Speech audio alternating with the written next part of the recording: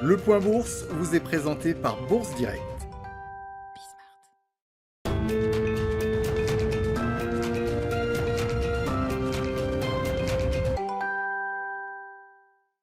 Le CAC 40 réduit son rebond à la mi-journée et oscille à présent autour des 6320 points, rompant tout de même avec la tendance de clôture sur les marchés américains, mais aussi sur les marchés asiatiques qui ont clôturé dans le rouge hier soir et ce matin.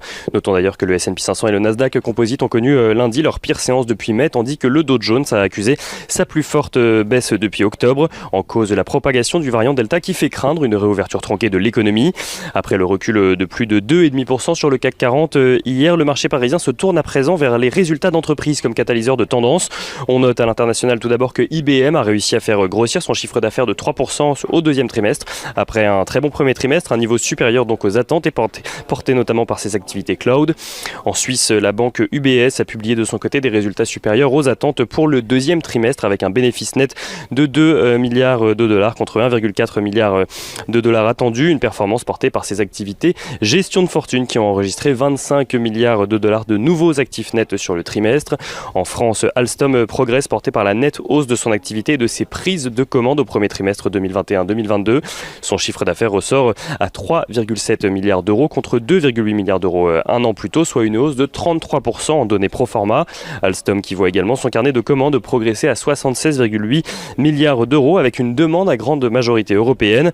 Alstom qui ne change en revanche pas ses objectifs annuels pour autant, à savoir un flux de trésorerie significativement négatif sur le premier semestre avant de revenir dans le vert sur le second semestre.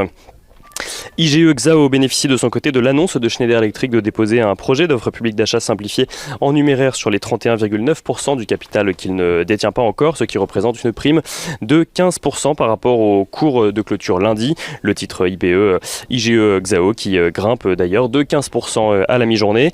Rémi Cointreau confirme de son côté ses perspectives pour son exercice décalé 2021-2022 à la suite de ventes doublées sur le deuxième trimestre grâce à la réouverture des bars en Europe mais aussi aux États-Unis.